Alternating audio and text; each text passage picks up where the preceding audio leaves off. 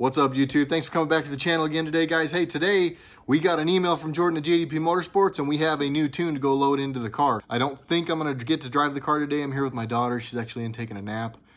Probably shouldn't leave and drive the car with her taking a nap.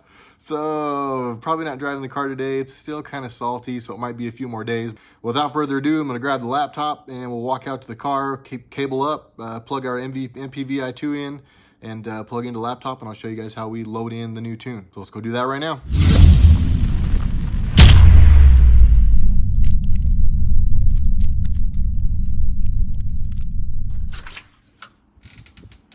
There she is. Hello, beautiful. I got some new thought processes for you.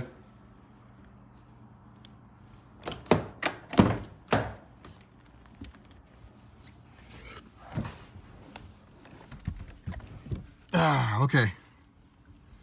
So you got your cable. Oh, there's something I almost forgot. So if you guys watched my last video about how you could pull the tune out of your car so you can send that off to your tuner, I mentioned in there that you should always make sure your laptop battery is charged, which you guys saw that I just unplugged mine, so I know mine's full. But you also want to make sure that your car's battery is also got a good charge. I do not get to drive this car a lot. I have driven it a couple of times in the last couple of weeks for like 4 minutes at a time when I could just hurry and run around the block. But the car has been sitting around, so I'm actually going to get out and plug in my battery tender while I do this, just in case, to make sure we've got voltage coming in so that we don't run into any problems. When you are rewriting your car software, when you're reprogramming the car or loading a new tune, if your car's battery or your laptop battery goes dead during that process, it could absolutely cause some humongous problems for you, up to and including basically wiping out your computer and locking it up. So it's not obviously something you want to have happen. So real quick, I'm going to plug in the trickle charger, and then we'll show you how we load this tune in. So now it shows that it's charging and that the battery is not full, which that is what I fully expected.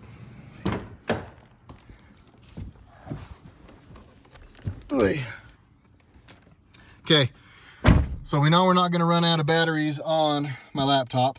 We know we're not going to run out of batteries on the car because we just plugged into power. Press and hold your start button, not foot on the brake. No foot on the brake. Press and hold your start button for, I want to say it's like 7 seconds. Okay, car power's on. It's a good idea to make sure everything's off. My climate control's off. You can see if my radio comes on. Also wise, make sure you turn the lights off. I think I already did that. Yeah, on. So make sure your lights are off, so you're not using any more power than you have to. So now laptop's good, car's good. We're plugged into power in the back, and we're ready. We're going to plug in the other end of your cable to your laptop. Get that guy plugged into your USB. So now your MPVI2 that you may or may not be able to see down there now, yeah, I think you can, is now plugged into your laptop. You're ready to roll. I have already got HP Tuners up here. We want to make sure we close out any files that are already open. There are none. But we're going to go here to open. When I saved my file from Jordan in the email, the first place I ever saved a file to was this folder, Documents, HP Tuners, Logs and Tunes. So from there on, any files that I download that are of that format or from Jordan or whatever, it just knows to put them in there. So this is my tune I need to load. Double click it. It's now opened up. Once it's opened up, you can see that right tune is no longer, or right vehicle is no longer grayed out. So I'm going to click on that one. Go down here. I don't need to write the trans. And I also don't need to write the fuel system control module, because there was no changes made to those. So whenever you don't need to write them, don't, because you don't want to give them an opportunity to crash. And I've heard those fuel system control module deals can crash sometimes. That or the transmission. I think the fuel system though. But so all we've got, you'll see here, is the hardware right calibration selected. So I'm going to write it. The computer will start bugging out, or the car will start bugging out and making some funny noises. No sweat. You can see here it's showing you that it's writing.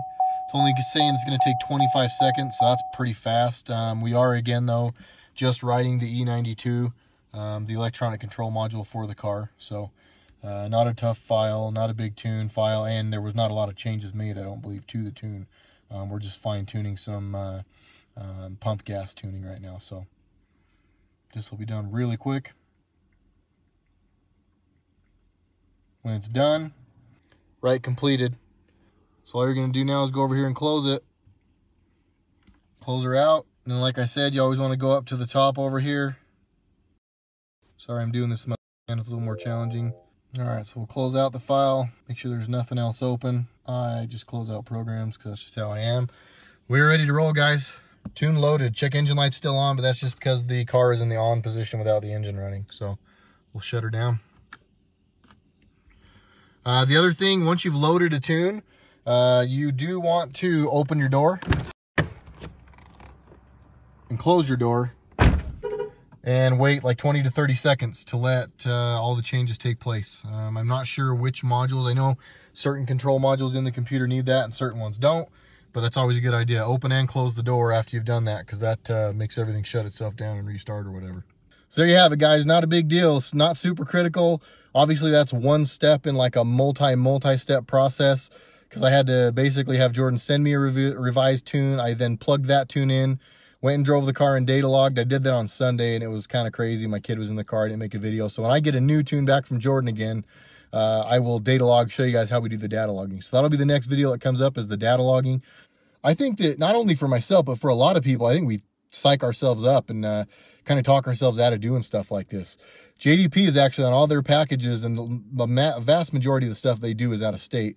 So on basically all their packages now, they're sending customers home with that MPVI2, so that if they do have issues going forward, or if they ever want to change things up, especially guys that are road course or track racers, they're going to want to get some logging and some stuff done, so they can basically have the ability to do all that all the time. They'll just, once they get the computer home or the MPVI2 home, they plug it into the computer, download the software out of the little thumb drive they give you. It really kind of walks you through it, and then they're ready to go and make the changes like we did here today. So that's it, guys. That's the video. Loading a tune into your car. Like I said, we're going to data log very soon. And as soon as I do some data logging, I will take you guys along for the ride. Until then, Jared, RedRacer video. Thank you so much, guys. If you haven't already, like, subscribe, and we will catch you on the next one. Thank you.